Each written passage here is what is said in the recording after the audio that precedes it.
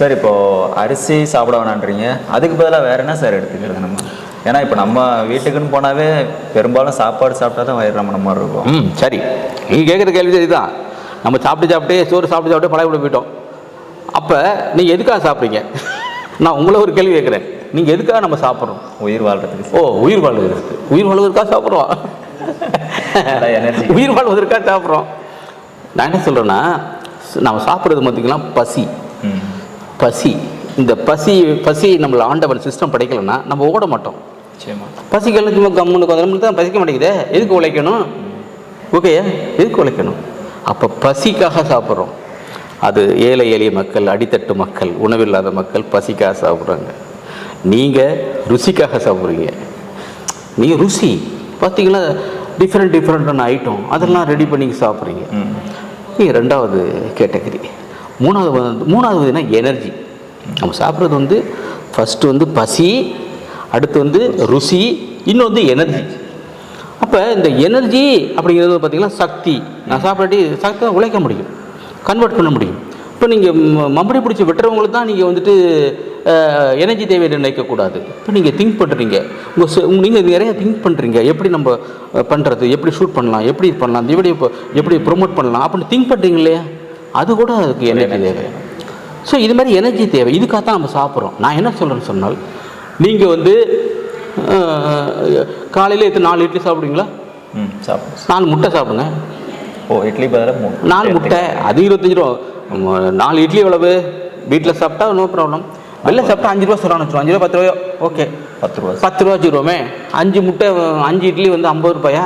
நான் என்ன சொல்கிறேன், 5 முட்டை சாப்பிடுங்க, பாயில் டேக்கு சாப்பிடுங்க.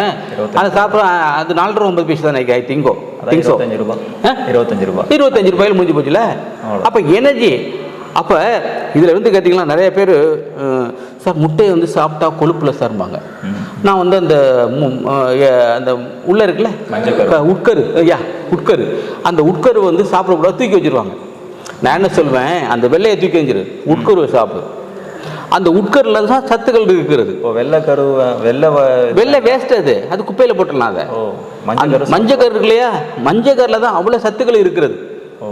நான் சொல்கிற இந்த கோபால்ட், மெக்னீசியம், செலினியம் போன்ற மைக்ரோ மில்லிகிராம் அளவு தேவைப்படுகின்ற அந்த சத்துக்கள் அங்கே இருக்கிறது. அதைத்தான் சாப்பிடணும். நீங்கள் சக்கையை சாப்பிட்டா என்ன பண்ண போகிறோம்? நீங்கள் அதுக்கு சோறு திங்கிறதுக்கு அந்த வெள்ளைக்கரை திங்கிறது ஒன்று தான். ஓகேயா, அதனால நீங்கள் என்ன சொல்கிறேன்னா அது மாதிரி அதை சாப்பிட்டுக்கோங்க. அடுத்து பார்த்திங்கன்னு சொன்னால், நீங்கள் நான்வெஜ் பிரியர் என்று சொன்னால் மட்டன் சாப்பிட்லாம், சிக்கன் சாப்பிட்லாம், ஃபிஷ் சாப்பிட்லாம். ஸோ இது மாதிரி சாப்பிட்டுட்டிங்கன்னா உங்களுக்கு ஆரம்பத்தில் இந்த உடம்பு தடுமாறும். என்னடா அது இவ்வளோ நாள் கார்போஹைட்ரேட் சாப்பிட்டு இருந்தவன் இப்போ திடுதுப்புன்னு அதை நிறுத்திட்டு ஃபேட்டு சாப்பிட்டாரு அப்படின்னு உடம்பு இப்படி தடுமாறும் ஒரு வாரம். அப்போ பழக்கப்படுத்திக்கிறோம். இனிமேல் பாஷா முட்டை தான் சாப்பிடுவார், மட்டன் தான் சாப்பிடுவார் அப்படின்னு சொல்லி உங்கள் சிஸ்டம் என்ன பண்ணும், உங்களே கரெக்ட் பண்ணிக்கிறோம். அப்போ கரெக்ட் பண்ணிட்டு அதுக்கு அடாப்ட் ஆயிரும். அது அடாப்ட் ஆனதுக்கு பிறகு உங்களுக்கு ருசி கிடைக்குது, பசி சரியாக போகுது, ருசி கிடைக்குது, எனர்ஜி கிடைக்குது. எனர்ஜி பல மடங்கு எனர்ஜி கிடைக்கும். ஓகேயா, அப்போ உங்களுக்கு அது மாதிரி இருக்கும். இப்போ பெரும்பாலும் ஜாயின்ட் பெயின் வருது இல்லையா, ஜாயின்ட் பெயின் வருது, கழுத்து வலி, இடுப்பு வலி, அந்த வலிலாம் வருது இல்லையா. அதுக்கு என்ன தெரியுமா, என்ன காரணம் தெரியுமா? Lack of fat.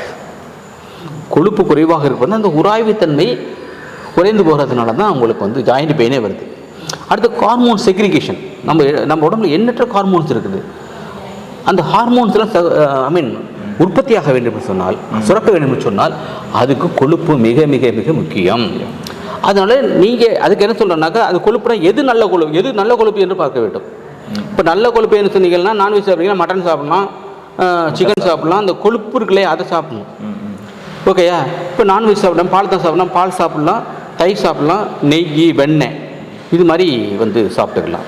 இப்போ எனக்கு பிடிச்ச மார்னிங் டிஃபன் தெரியுமா? ஃபுல்லட் ப்ரூஃப் காஃபி.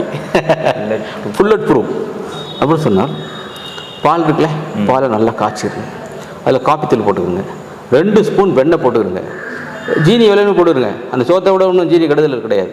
போட்டுட்டு அதை குடிங்க, அவ்வளோ பிரமாதமாக இருக்கும். இப்போ ஒரு 100 ml அது 150 ml சாப்பிட்டீங்கன்னு சொன்னால் உங்களுக்கு 1 மணி வரைக்கும் பசிக்காது. அது ஒன்றே போதும். அது எனர்ஜி கொடுக்குதே, எனர்ஜி பசியை அடங்கிடுது, எனர்ஜி கொடுக்குது. அப்புறம் என்ன வேணும் உங்களுக்கு? அது மாதிரி சாப்பிட்டுக்கலாம். ஸோ இது மாதிரியான நீங்கள் அது என்ன சொல்கிறேன்னு சொன்னால், நீங்கள் ஆயில் பயன்படுத்துகிறீங்க இல்லையா உங்கள் உணவில், அந்த ஆயில் பயன்படுத்துகிறது தான் மிக மிக முக்கியம். நீங்கள் எண்ணெயை மாற்றுறீங்கன்னு சொன்னால், எண்ணெயை நாட் மீன்ஸ் எண்ணெய் ஆயிலை அதில் மாற்றுறீங்கன்னு சொன்னால், தேங்காய் எண்ணெய், கடலெண்ணெய், நல்லெண்ணெய், ஆட்டின தரம்னு செக்கில். ஓகேயா? இதில் இதை நீங்கள் சாப்பிட்றப்போ உங்களுக்கு நல்லா கொழுப்பு கிடக்கும், நல்லா திரகாத்தமாக இருக்கும், நோய் அறவே போயிடும். இது இந்த பெரும்பாலும் என்ன பண்ணுவாங்க, நாங்கள் தேங்காய் சாப்பிட்றன்னு சொல்லிட்டு என்ன பண்ணிடுறாங்க, நம்மளை தடுத்துடுறாங்க. அந்த தேங்காயில் சோடியம் மானோலாரிக் ஆசிட் இருக்குது. அந்த சோடியம் மானோலாரிக் ஆசிட் வேறு எதிலடா இருக்குது அப்படின்னு சொன்னால் தாய்ப்பாலில் மட்டும்தான் இருக்குது. அப்போ தாய்ப்பாலுக்கு நம்ம தாய்ப்பால் குடிக்க முடியுமா? அது வாய்ப்பு இல்லை. அப்போ நீங்கள் தேங்காய் எடுத்துக்கிறப்ப இந்த சோடியம் மானோலாரிக் ஆசிட்னா இதயம் சார்ந்த நோய்கள் வரவே வராது, கேன்சர் வரவே வராது. அப்போ ஒரு நாளைக்கு நல்லா முத்தின தேங்காய் அரை மூடி சாப்பிட்டீங்கன்னு சொன்னால் உங்களுக்கு எந்த நோயுமே வராது. ஒரு நாளைக்கு ஒரு தேங்காய் எடுத்துக்க ஒரு தேங்காய் எடுத்துருங்க. அதாவது அதாவது என்ன அப்படி முன்னோர்கள் நம்ம பாருங்கள், நம்ம புத்திசாலிங்க. நீ தேங்காய் சாப்பிட்ற நல்லா போகணும்னு சொன்னால் தேங்காய் படை அவன் சாமிக்கு வை, அப்போ கட் பண்ணிட்டு வேஸ்ட் ஆகுது சாப்பிடு அப்படின்னு சொல்லி, இப்போ தேங்காய் சட்னி சாப்பிடக்கூடாது, அது சாப்பிடக்கூடாது சொல்லி. இப்போ நான் என்ன சொல்லுவேன்னா, தேங்காய் சட்னி மட்டும் சாப்பிடு, இட்லி சாப்பிடாது.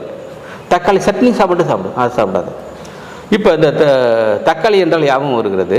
இப்போ தக்காளி இருக்கு இல்லையா, அந்த தக்காளியில் லைகோபீன் அப்படிங்கிற ஒரு உயிர் வேதிப்பொருள் இருக்குது. அது ஹார்ட்டுக்கு நல்லது, ஸ்கின்னுக்கு நல்லது, ஸ்கின் பளபளப்புன்னு ஆயிடும். அப்போ நீங்கள் தக்காளி என்ன பண்ணுறீங்க, கட் பண்ணி சின்ன கட் பண்ணி சாம்பாரில் போட்டீங்க, ரசத்தில் போட்டீங்க, சாப்பிட எடுத்து வச்சுருங்க. அப்போ அந்த ஸ்கின்னில் தானே லைகோபீன் இருக்குது. அப்போ என்ன பண்ணால் அந்த தக்காளி சட்னி வைங்க, குழம்புல தக்காளியை அரைச்சி போடுங்க, அப்படி போட்டு பாருங்கள். அப்போ சுவையும் கூடும், நம்முடைய உடம்புக்கும் நல்ல சக்தி கிடைக்கும். அந்த லைகோபீன் போய்ட்டு நம்ம இதயத்தை பாதுகாக்கும். இது மாதிரி நல்ல வேலைகள் எல்லாம் பண்ணுது. சார், இப்போது பேசிட்டு இருக்கும்போது தக்காளியை நல்லா அரைச்சி குழம்புல சேர்த்திக்கிங்க, ரொம்ப உடம்புக்கு நல்லது அப்படின்னு சொன்னீங்க. அதிகமாக தக்காளி பயன்படுத்தினா ஸ்டோன் வருதுன்னு சொல்லி நிறைய பேர் சொல்லி கேள்விப்பட்டிருக்கேன். உண்மையா சார்? இதுக்கு நீங்களே ஆன்சர் சொல்லிட்டீங்க. முதல்ல என்ன சொல்லிட்டீங்கன்னா, தக்காளியை நீங்கள் குழம்புல போட்டு எடுத்து போட்டு போனால் தான் கல் வரும். இந்த தக்காளியை நீங்கள் அரைச்சி சாப்பிட்றதுனால அந்த லைகோபீன் சொன்ன இல்லையா, அரைச்சி சாப்பிட்ற தோலில் தானே சத்தே இருக்குது. அதை அரைச்சி சாப்பிட்றதுனாலையோ அரைச்சி குழம்புல போகிறதுனால எந்த விதமான கல்லும் வராது. ஓகேயா? அது தவறான தகவல். நீங்கள் தக்காளியை ஒரு தக்காளி குழம்புல போடுறாங்க, ஒரு தக்காளி தான் குழம்புல போடுறாங்க, 2 தக்காளி போடுவாங்க கொஞ்சம் வசதினா. ஓகே, அதுவும் கிலோ நிறையா வச்சுன்னா தக்காளியை போடுறதில்லை. அப்போ அந்த ஒரு தக்காளியை உங்களுக்கு கல்லை உருவாக்கிடுச்சு கிடையாது, தவறான தகவல். இன்னொன்று கேட்டீங்கன்னு சொன்னால், இப்போ இங்கே இருக்கு கசடு இருக்கிறது, நிறைய தூசி கிடக்கு. அதை யார் பண்ணணும்? க்ளீன் பண்ணணும், நம்ம பண்ணணும். ஓகேயா? நம்ம பண்ணாட்டி யாருடைய குற்றம்? என்னுடைய குற்றம். இப்போ கல் வந்துச்சுன்னா அந்த கல்லை வெளியேற்றுறது யார்? கிட்னி தான் வெளியேற்றணும், அந்த லிவர் தான் வெளியேற்றணும். அப்போ இந்த கிட்னியை நீங்கள் ஸ்ட்ராங் பண்ணுறது தான் பார்க்கணும். அப்போ நீங்கள் என்ன பண்ணுறதுன்னா, தண்ணி குடிக்கிறதில்ல, பச்சை தண்ணி குடிக்கிறதில்ல, தண்ணி போதுமான குடிக்கிறதில்ல. இதுக்காக நீங்கள் காலையில் 4 லிட்டர் 5 லிட்டர் கொடுக்க அவசியம் கிடையாது. தண்ணி தேவையான அளவு போதுமான அளவு தண்ணி குடிக்கிறோம். தண்ணி குடிக்காமே ட்ராவல் பண்ணிகிட்டு இருக்காங்க, ஏசிலேயே இருக்கிறாங்க. அப்போ ஏசியில் இருந்துச்சுனாக்கா நம்மளுக்கு வேர்வை வராது, அப்போ தண்ணி தாகம் எடுக்காது. அப்போ ஆட்டோமேட்டிக்காக என்ன ஆகும்? தண்ணி குடிக்க மாட்டோம், அப்போ கல் சேரும். இது மாதிரி பிரச்சனை தான் கல் சேருமே ஒழிய தக்காளி சாப்பிட்றதுனால வராது. முதல்ல தக்காளி அரைச்சி சாப்பிட்டீங்கன்னா வரவே வாய்ப்பே கிடையாது. ஓகே சார், இப்போ பச்சையாக விளையாட்டுத்தனமாக பச்சையாக எடுத்து ஒரு தக்காளி சாப்பிட்றேன், பச்சையாக சாப்பிட்றது கூட ரொம்ப நல்லது, ரொம்ப நல்லது. பச்சை ஃபுல்லாக கழுவிட்டு இப்போ என்ன சொல்கிறேன்னு சொன்னால், நிறையா நம்ம செய்திகள் தானே, நிறைய அது கெடாமல் இருக்கிறதுக்கு நிறைய அதில் நிறைய ப்ரிசர்வேட்டிவ் அடிக்கிறாங்க. அது பார்த்தீங்கன்னு சொன்னால், நான் ஒரு ஆராய்ச்சி பண்ணேன். என்ன ஆராய்ச்சி பண்ண, ஒரு தக்காளியை 90 நாள் வச்சுருந்தேன், கெட மாட்டேங்குது, கிடவே இல்லை. அந்த தக்காளியை திருப்பி 90 நாள் கட் பண்ணி பார்த்தா உள்ளே அழுகிருக்கு, வெளியில் இது பண்ணல. அப்போ அந்த அளவுக்கு அதில் எல்லாரும் சொல்ல முடியாது, சிலவங்க இது மாதிரி தக்காளியில் பெஸ்டிசைடு அடித்து பூச்சி இது மாதிரி ப்ரிசர்வேட்டிவ் அடித்து அனுப்புகிறாங்க. அதுக்கு என்ன பண்ண சொன்னால், முதல்ல நீங்கள் காய்கறி சமைப்பதற்கு முன்பாக நீங்கள் அதை நம்ம உப்பு நல்ல உப்பாக இருக்கணும். உப்பு கலப்படம் இல்லை. உப்பு என்னென்னா ப்ளீச் பண்ணாத உப்பு, சாதாரண கல் உப்பு இருக்கு இல்லையா, அதாவது இந்து உப்பு வாங்கிடுங்க. அதை வச்சு நீங்கள் அதில் ஒரு 10 நிமிஷம் 5 நிமிஷம் போட்டு அந்த காய்கறிகளை அதில் போடுறப்ப வெளியில் இருக்கிற பூச்சி மருந்துகள், அந்த இது எல்லாம் பூச்சி மருந்து அடிக்கிறாங்களே, ஸ்ப்ரே பண்ணுறாங்களே, அதெல்லாம் போயிடும். அதுக்கப்புறம் குக் பண்ணுறது நல்லது.